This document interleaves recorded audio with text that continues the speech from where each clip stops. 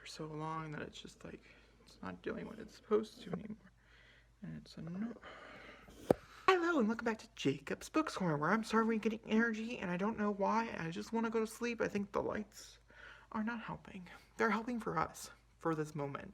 So we're going to talk about the Reading Rush. I do want to mention before we start is that I'm partaking in 2 readathons this month. Normally I'd tell you at the beginning, but I didn't know these were going on. So we have the Reading Rush, which is the stay-home Reading Rush, which takes place between April 16th to the 19th, which is a Thursday to a Sunday. And then we also have next weekend, which there will be another TBR video coming up for, and that's the Smudathon, which is April 25th through the 26th. But I'm partaking in Friday through Sunday, whereas this is just Saturday through Sunday, which is 2 days. I'm just adding an extra day because I'm trying to read 4 books that week. Alright, I have several books to go over. There are several challenges. I'm going to read through them real fast. I do want to mention that the first challenge, which is read a book with a house on the cover, I'm not doing, so don't get mad at me at the comments. I'm just looking for books to read. And I got this like as a cozy book, but it's also my designated audiobook for this readathon. I always have one. I have one short book and one designated audiobook. You guys are going to quickly see I have several short books, but that's because I have a lot of books I'm currently in the middle of. So bear with me. Books that could possibly pop up. I do feel like we're going to read You Are Not Alone by Kier Hendricks and Sarah Peckin. And then I'm going to read off some titles to you for my TBR that could be an audiobook that we could pick up. Harry Potter and the Goblet of Fire. Cop Town, which I'm hoping to be done with before this starts. So I could finish it, but we'll pick up a different one. Serpent and Dove and Wayward Sons, all are possibilities. All our audiobooks are on my current TBR. It's a pretty heavy TBR for audiobooks. Either way, the next one is to read in one place. I have 2 graphic novels here that I do plan on picking up and reading. They're both by the same person, and so we have Buffy, The Ominous Tales, which is like Tales of the Slayer.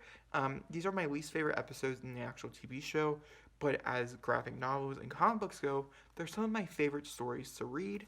I just don't like them. I think it takes away from the plot in the TV show. In the comics, I don't care. And so this is 400 pages of happiness for Jacob, and it's here going to make me smile. I'm also going to read it in one sitting, in one place. So, yeah.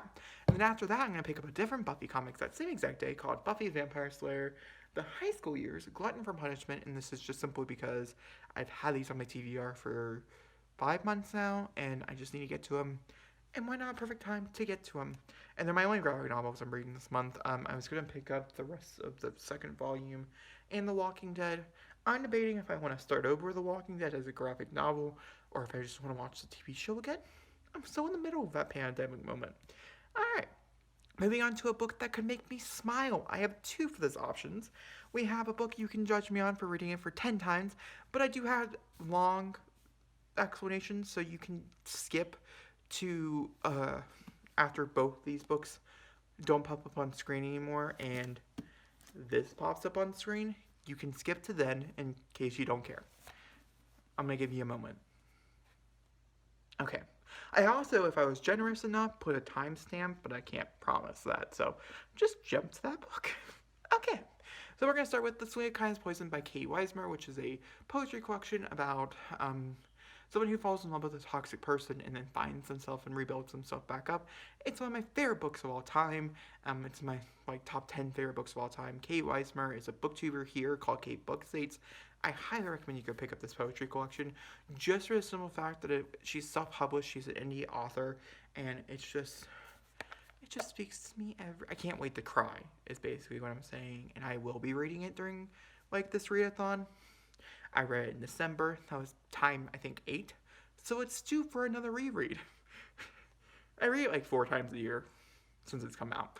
So it's due for another reread, and then I'll pick it up again probably August and then December. I tend to read it around New Year's. It just seems to be when I pick it up.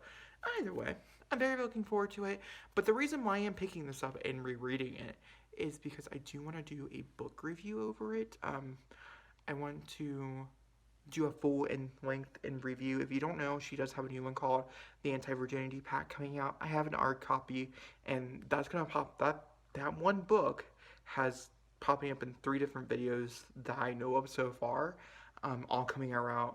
Well, one coming out much later, but they're all gonna be around the same time. I have a review Then I have a spoiler review, and then we also have it in a separate video that I can't talk about right now because it's a little secretive, but that book's in there, so spoiler. And so I want to review this one right before her new one comes out. So, like, it's just gonna be like, I'm sorry, Gay Book Dates. I'm just obsessed with your writing and your channel, and just like I'm a big fan, and I want to support you in any way possible I can because your writing is just beautiful, and it's amazing, and it makes me cry, and it just makes me happy inside. Another person that makes me happy inside is Ryan Dean West. It always seems like there's more to that, and there isn't. This is Andrew Smith's book. It's about a 14-year-old who has to go. I explained it like 1,000 times. Maybe you don't know. Goes to a boarding school and he ends up getting put in detention, and a whole bunch of stuff happens. It's also one of my favorite books of all time. Now, I have to say, and rereads upon, it's not as good as I remember.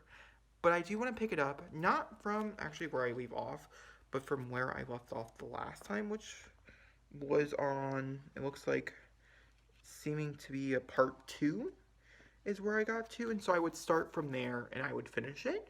I know this book from back from front, so like I'm not missing anything, but I'm currently tabbing it to review it, as there's been a few of you guys actually have asked in the comment for me to make a whole spoiler review on this, or just a review in general, and so, yeah, currently working on that.